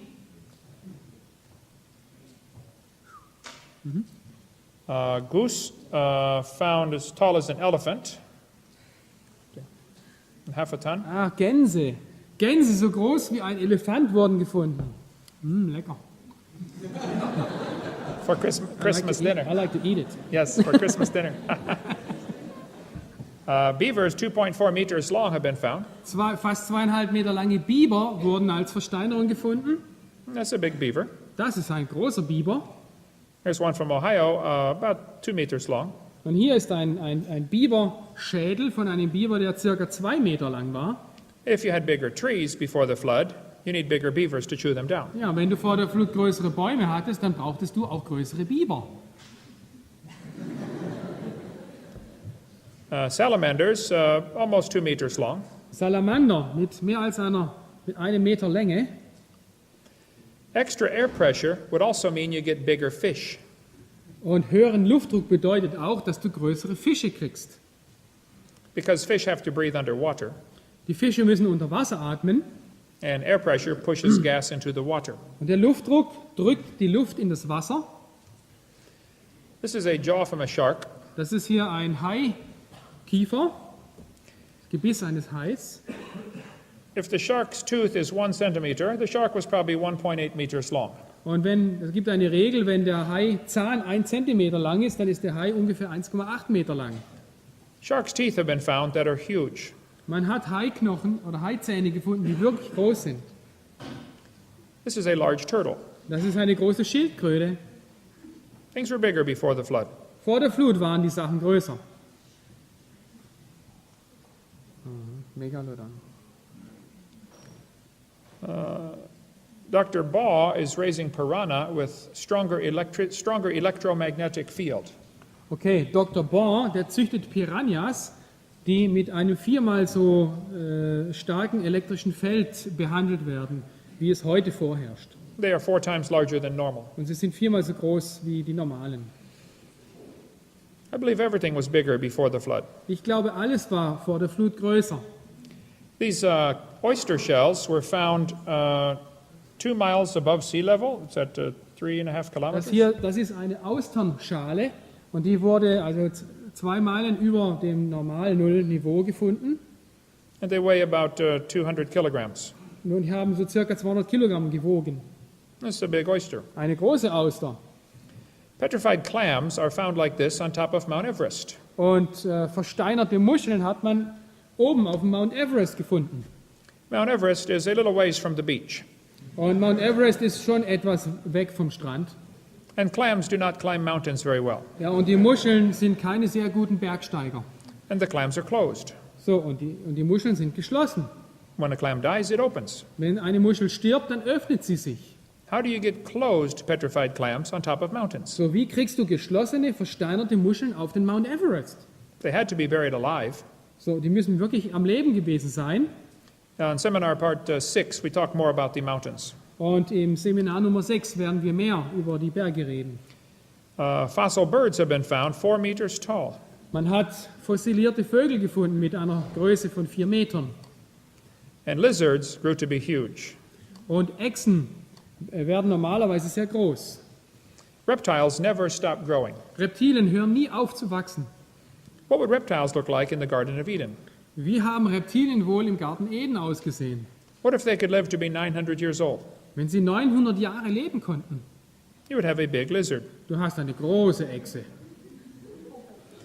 I believe dinosaurs were just big lizards that lived with Adam and Eve. Ich glaube, Dinosaurier waren einfach nur große Echsen, die mit Adam und Eva lebten. The textbooks say dinosaurs lived millions of years ago. Und die Schulbücher sagen, dass die Dinosaurier vor Millionen von Jahren gelebt haben. I don't believe that. Aber das glaube ich nicht. They were just big lizards. Das waren einfach große Echsen. Human bones and dinosaur bones have been found together. Menschliche und Dinosaurierknochen wurden zusammen gefunden. Human footprints and dinosaur footprints have been found together. Menschliche Fußspuren in Dinosaurierfußspuren wurden gefunden. We have much information on that on our website. Und auf unserer Homepage gibt es sehr viele Hinweise darüber. These stones show people riding dinosaurs. Und diese Steine hier zeigen, wie Leute auf Dinosauriern ritten. We have 4 of these stones in my museum in Pensacola, Florida. Wir haben 4 dieser Steine in meinem Museum in Pensacola, Florida.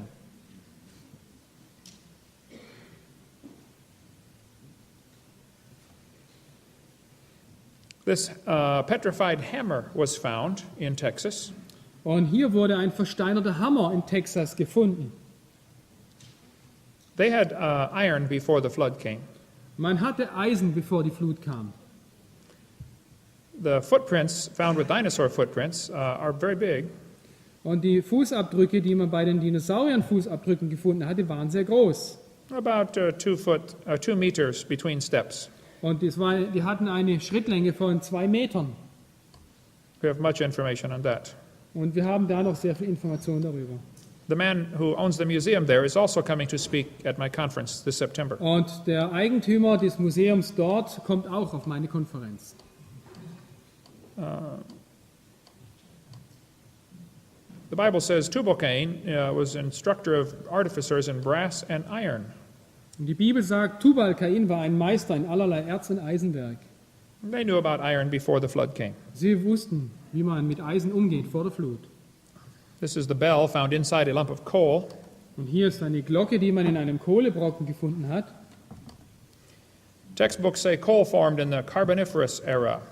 Und die Schulbücher sagen, dass die Kohle im Zeitalter des Karbon gefunden oder hergestellt wurde oder entstand. Das war vor 250 Millionen Jahren.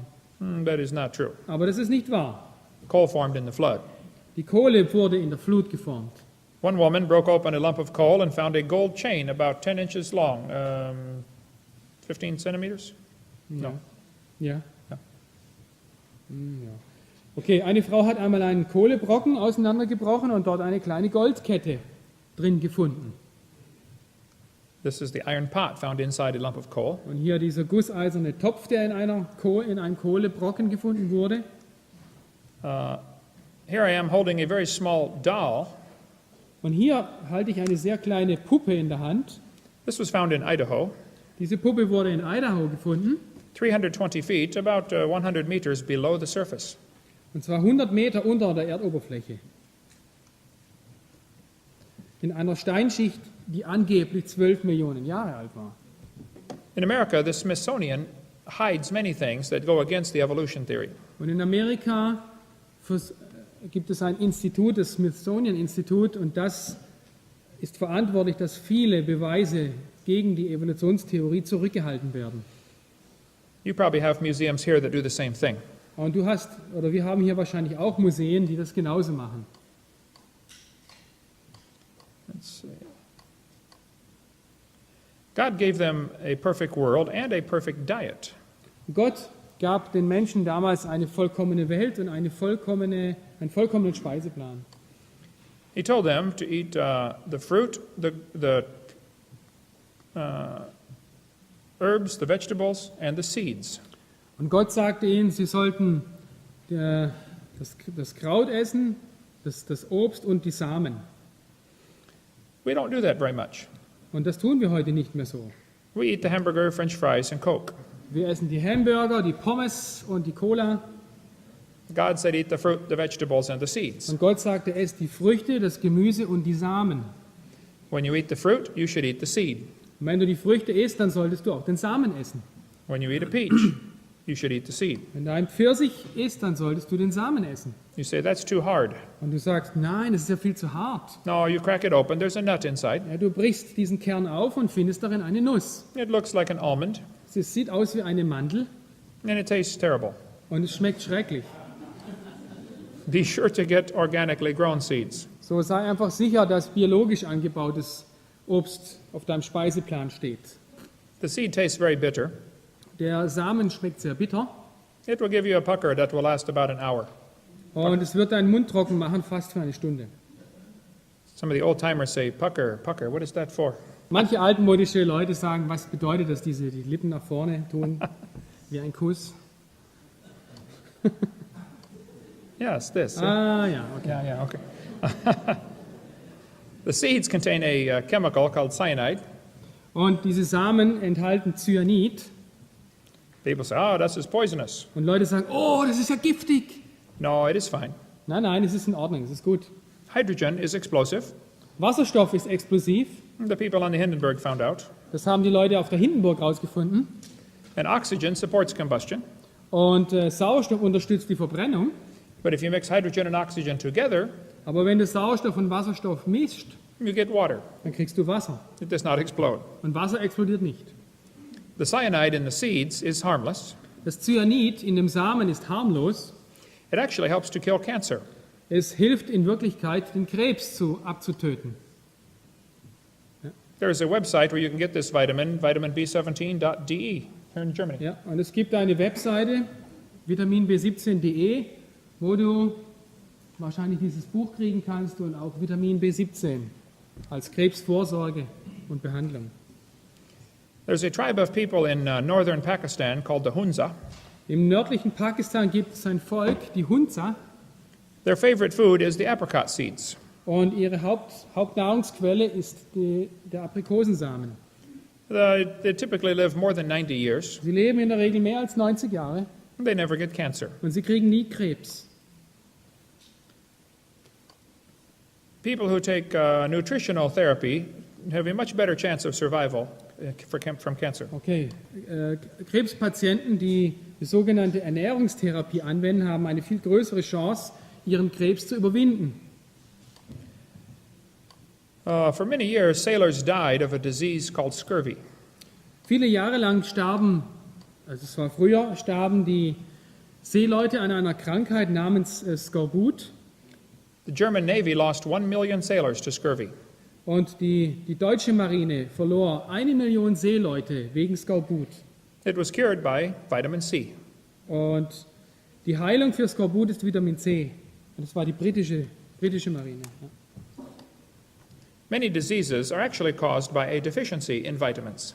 Und viele Krankheiten werden durch Vitaminmangel verursacht und können durch Vitamine geheilt werden. I believe cancer is another disease like this. Und ich glaube, dass Krebs auch eine Krankheit ist, die auf Vitaminmangel zurückzuführen ist.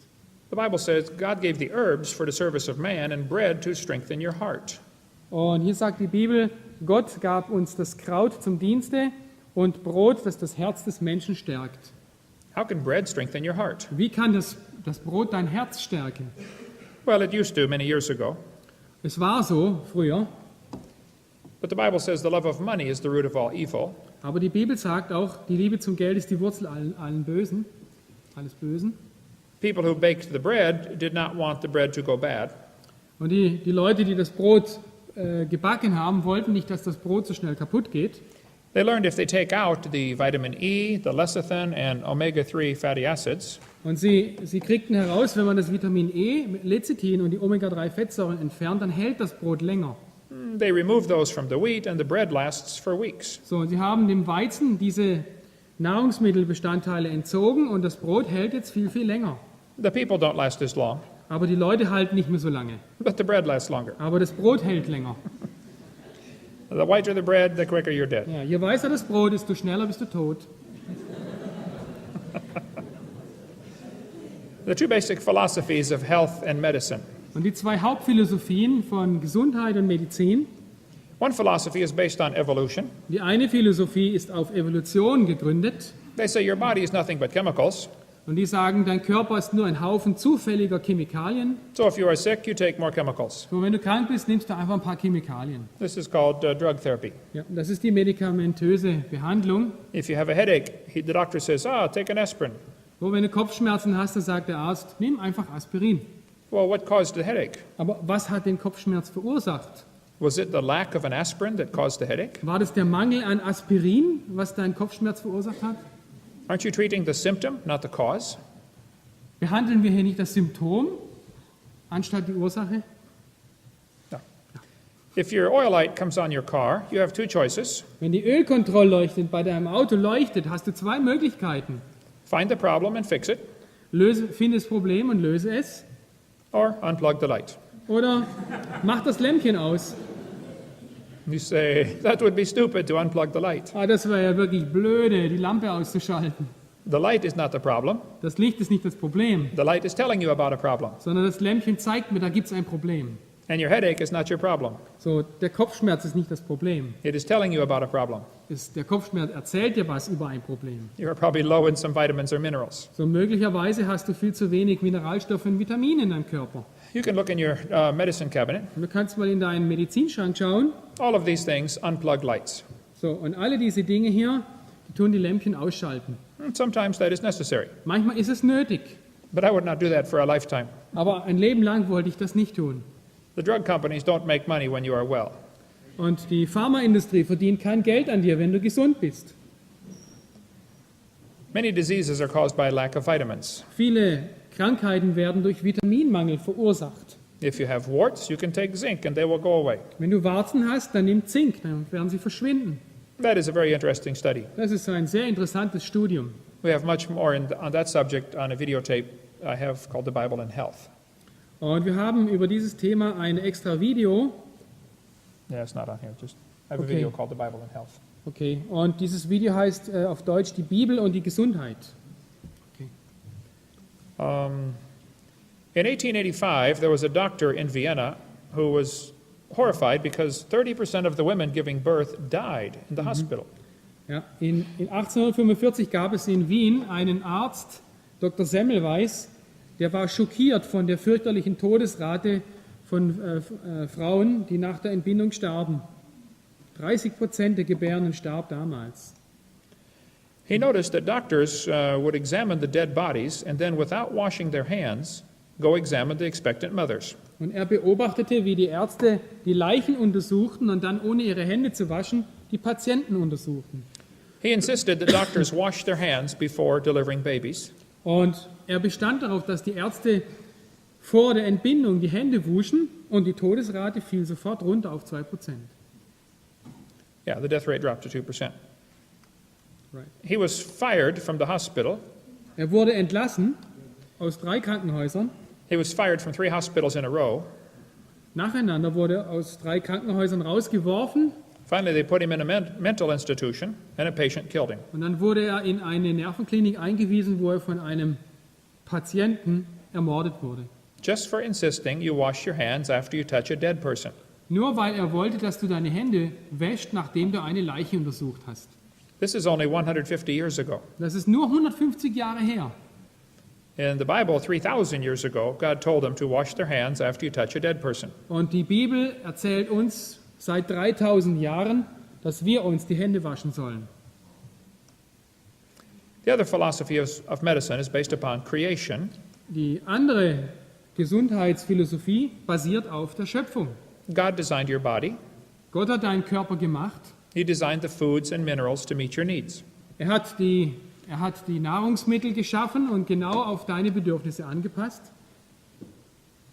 Now you can see more on our videotape, The Bible and Health. Okay, hier gibt es noch ein Video, das man sich besorgen kann, die Bibel und die Gesundheit. Gesundheit, I thought that's when you sneeze. Yeah, that's what you say. It means health. Ja, Ah, it's a wish. In Genesis 1:30, God said every beast of the earth would eat green herbs. Die Bibel sagt uns in 1. Mose 1,30, alles Getier isst einfach Pflanzen als Speise. You mean all the animals ate plants? Was? Alle Tiere aßen Pflanzen? Look at those teeth. Oh, schau dir diese Zähne an. That has to be a meat eater. Das muss ein Fleischfresser sein. Nein, that is a panda bear. Nein, das ist ein Panda-Bär. He eats plants. Er isst Pflanzen. Look at those teeth. Oh, schau dir diese Knochen an. That must be a Diese meat eater. Zähne. Das muss ein Fleischfresser sein. No, it's a fruit bat. Nein, das ist eine Fledermaus, die Obst frisst. Well, look at those teeth. That must be a meat eater. Oh, schau dir diese Zähne an. Das muss ein Fleischfresser sein. No, that's a vegetarian monkey. So, das ist ein vegetarischer Affe. After the flood, God said, the fear of you and the dread of you shall be upon every beast of the earth. Nach der Flut sagte Gott zu Noah, that must be the next verse. Ja. Die Tiere werden Angst vor dir haben, das ist, was es sagt. Is that the wrong one? Ja. Two things changed after the flood. Zwei Dinge haben sich nach der Flut verändert. The animals became afraid of man, Die Tiere bekamen Angst vor den Menschen and man was allowed to eat meat. und den Menschen wurde erlaubt, Fleisch zu essen. And that causes much suffering for the animals. Und das verursacht natürlich einiges an Leiden für God die made, Tiere. God made a perfect world and man wrecked it. Gott schuf eine vollkommene Welt und der Mensch hat sie zugrunde gerichtet. The Bible tells us in Romans chapter 8 that there's much suffering in the world today. Und die Bibel sagt uns in Römer 8, dass es in dieser Welt sehr viel Leiden gibt. That is obvious to anyone. So, das kann ja wohl jeder sehen. This suffering makes atheists believe there is no God. Und diese Leiden führt Atheisten dazu, nicht an Gott zu glauben. Charles Darwin said, I'm bewildered. There is so much suffering in the world. Ich bin verwirrt. Ich hatte nicht vor, atheistisch zu schreiben, aber es scheint so viel Elend auf der Welt zu geben. Why would God make a world with suffering? Warum würde Gott eine Welt voller Leiden schaffen? God did not make a world with suffering. Aber Gott hat keine Welt geschaffen mit Leiden. God made a perfect world. Man destroyed it. Gott hat eine vollkommene Welt geschaffen. Der Mensch zerstörte sie. By one man, sin came into the world, Durch einen Menschen kam die Sünde in die Welt and death by sin. und der Tod durch die Sünde. The Bible has much to say about this. Die Bibel erzählt uns hier sehr viel darüber. We should send this picture to Chrysler Wir sollten dieses Bild an Daimler Chrysler schicken. and say, why did you build a smashed car? Warum habt ihr so ein Auto gebaut? They will say, it was not smashed when we got done. Ja, also als wir damit fertig waren, sah es nicht so aus. It was fine when it left the factory. Es war in Ordnung, als es die Fabrik verließ. Someone else must have smashed it. Irgendjemand anders muss es Wrecked it. kaputt gemacht haben. You cannot blame a wrecked car on the factory. Du kannst ein kaputtes Auto, du kannst nicht den Schaden eines Autos auf den Hersteller abwälzen. And you can't look at today's world and blame the Creator. Du kannst nicht die heutige Welt anschauen und Gott die Schuld geben. It's man's fault. Es ist die Schuld des Menschen. But God is going to fix it back. Aber Gott wird es wieder in Ordnung bringen. The Bible says the wolf shall dwell with the lamb. Die Bibel sagt, der Wolf auch wird bei dem Lamm weilen. It is not that way today. Und so ist es heute nicht. Only till the wolf gets hungry. Nur bis der Wolf hungrig wird. The Bible says a little child shall lead them. Und ein kleiner Knabe wird das Kalb und den jungen Löwen treiben. It's going to be very different. Es wird sehr anders werden. The Bible says the lion shall eat straw like the ox. Und die Bibel sagt, der Löwe wird Stroh fressen wie das Rind. It says a child shall die 100 years old. Und die Bibel sagt, ein Kind wird als 100-Jähriger sterben. And then someday we will rule and reign with Christ for 1,000 years. Und eines Tages werden wir mit Christus 1000 Jahre lang herrschen. I believe we will have our own pet dinosaurs. Ich glaube, wir werden unsere eigenen Hausdinosaurier haben. That will be interesting. Das wird interessant. Then he will make new heavens and a new earth. Und dann wird er neue Himmel und eine neue Erde schaffen. A new heaven and new earth. Neue Himmel, eine neue Erde. The Bible mentions this 3 times. Die Bibel erwähnt das 3-mal. I don't think it's possible for us to understand what God has planned for his children. Und ich denke nicht, dass wir verstehen können, was Gott für seine Kinder geplant hat. There are things we can't even think about. Da gibt es Dinge, über die wir nicht einmal nachdenken können. Let me give you one example and then we will take a break. Ich möchte euch ein kleines Beispiel geben und dann machen wir wieder eine Pause. This is the electromagnetic spectrum. Das hier ist das elektromagnetische Spektrum. There is a small piece of the spectrum that we can see with our eyes. Und hier, es gibt einen kleinen Bereich in diesem Spektrum, den wir mit den Augen sehen können. What if God gives us new eyes that can see the entire spectrum? Was wäre, wenn Gott uns neue Augen gibt, die das ganze Spektrum wahrnehmen können? That means there will be brand new colors. Das würde bedeuten, wir könnten brandneue Farben sehen. Not new shades of these colors, Nicht nur die verschiedene Farben wie hier, brand new colors. sondern absolut neue. That's why heaven has to be so large. Das ist der Grund, warum der Himmel so groß sein muss. It's for the women's closets. Das ist für die Kleiderschränke der Frauen. What if we get new ears that can hear the entire spectrum? Was wäre, wenn wir Ohren hätten, die das gesamte Spektrum hören könnten? What if you could hear the colors Was wäre, wenn du die Farben hören könntest? or smell them? Oder riechen? Ah, yellow. Ach, gelb. Or taste them? Oder schmecken? Ah, blue. Blau. We only have 5 senses. Wir haben 5 Sinne, Maybe there are more. aber dort haben wir vielleicht mehr. But if God took these 5 and expanded them to the limit, Aber wenn Gott diese 5 Sinne nimmt und sie wirklich erweitert bis an die Grenze, we would spend forever walking around heaven. wir würden ewiglich rumlaufen, den Himmel anschauen We would say, wow, have you smelled that? und wir würden sagen, hey, guck mal, hast du das probiert? Ah, lick that. Oh, leck dran. I think God has things planned you cannot even think about. Ich denke, Gott hat Dinge für uns geplant, an die wir nicht einmal denken können. My first computer was an IBM XT 8088. Mein erster Computer war ein IBM XT 8088. It was 4.77 Er megahertz. hatte 4,77 Megahertz Taktfrequenz, Extremely slow. extrem langsam. We have now upgraded. This is a Pentium 3, 1.1 gigahertz. Und wir haben einen neuen Computer, ein Pentium 3 mit 1,1 Gigahertz. The same programs run, but they are much faster. Dieselben Programme laufen aber viel, viel schneller. And they're in color. Und in Farbe. That is called a systems upgrade. Das nennt man ein System-Upgrade. If you like living in your body, Und wenn du jetzt in der Körper bist if you are a Christian, wait till you get to heaven. und wenn du ein Christ bist, dann warte nur, bis du in den Himmel kommst. You are headed for a systems upgrade that's going to blow your mind. So, du wirst ein System-Update erfahren, das wird dich umhauen. The only question is, are you going? Die Frage ist nur, wirst du in den Himmel kommen? What if you died today? Was wäre, wenn du heute stirbst? Where would you go? Wo würdest du hinkommen? Let's summarize and we will quit. Lass uns zusammenfassen und dann Schluss machen. God made the world. Gott hat die Welt gemacht, He owns it. ihm gehört sie, He makes the rules. er hat die Regeln gemacht, We have all broken his rules. wir haben alle seine Regeln gebrochen. He told us in the 10 Commandments, thou shalt not bear false witness. Er hat uns in seinen 10 Geboten gesagt, du sollst kein falsches Zeugnis geben. That means do not lie. Das bedeutet, lüg nicht. How many of you have ever told a lie in your life? So, wer von euch hat schon je gelogen in seinem Leben? Put your hand up or you're doing another one.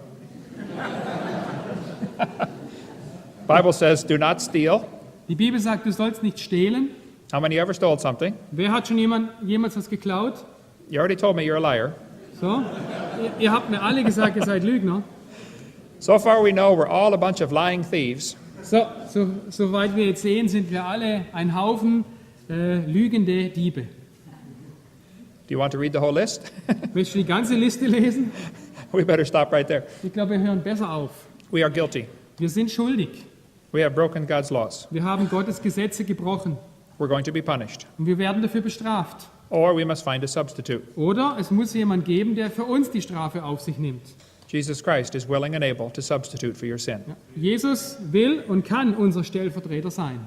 I cannot substitute for your sins. Ich kann nicht für eure Sünden gerade stehen. I have many of my own. Ich habe viele eigene. You cannot substitute for mine. Und du kannst nicht für meine Sünden bezahlen. You have your own Du too. hast deine auch. Jesus is the only one. Jesus ist der Einzige.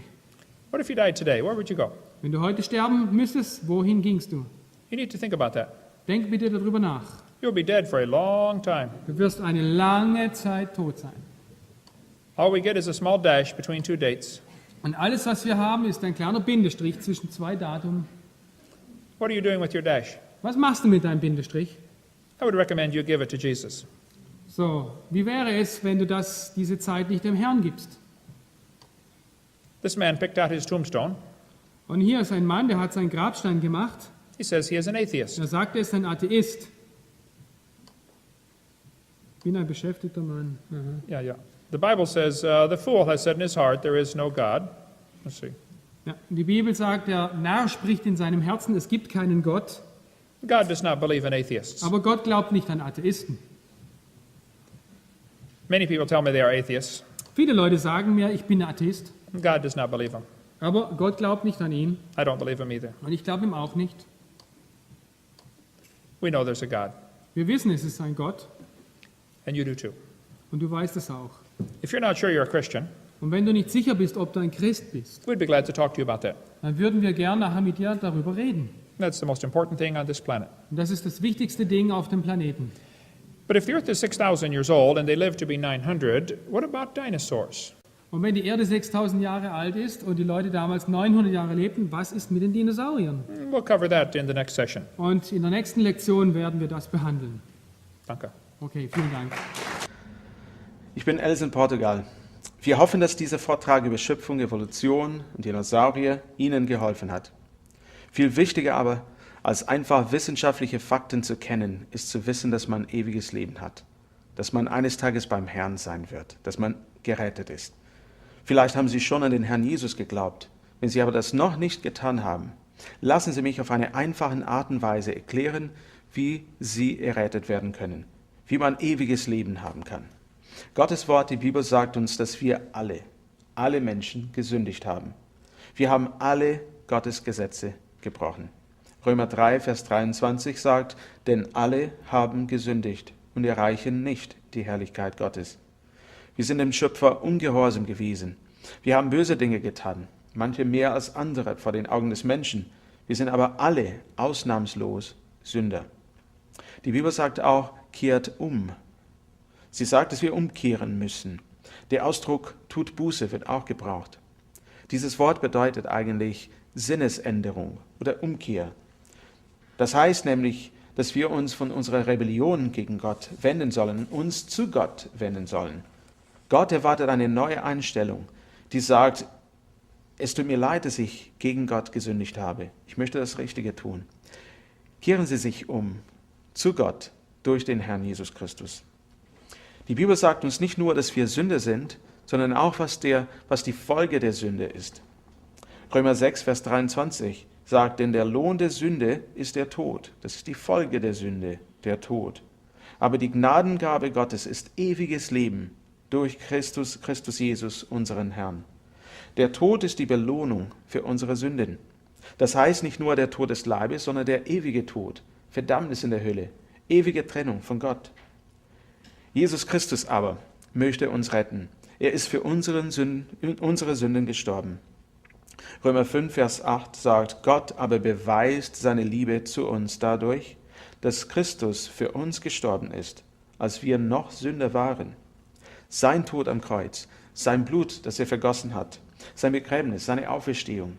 Das ist das Evangelium, das ist die wahre, gute Botschaft, dass Jesus Christus unsere Sünden auf sich genommen hat. Hebräer 9, Vers 22 sagt, ohne Blutvergießen geschieht keine Vergebung.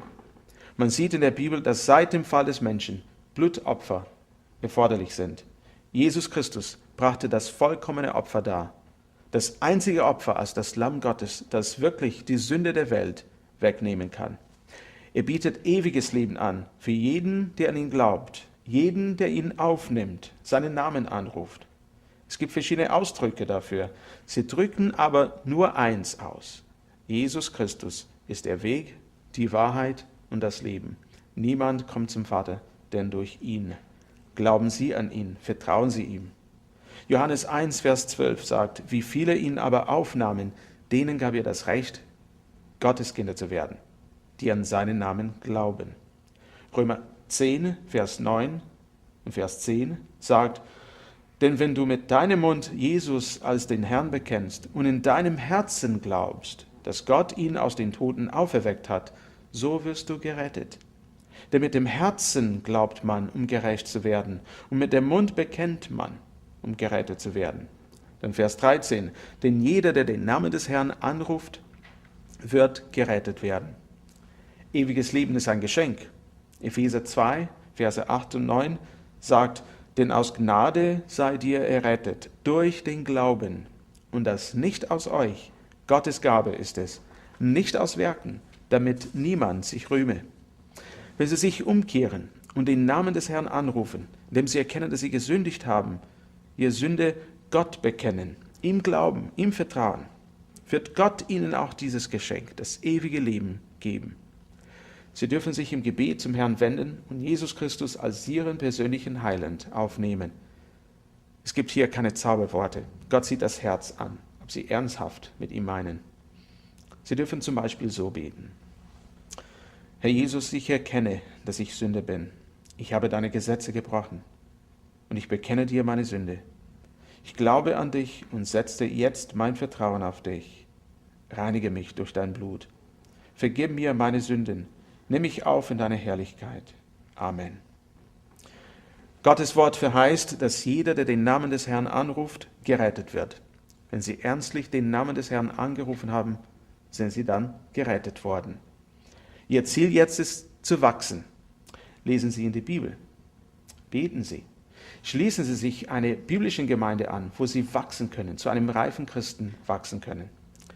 Wenn Sie Hilfe bei dieser Entscheidung brauchen oder noch Fragen haben, rufen Sie uns an, schreiben Sie uns an, wir sind gern für Sie da.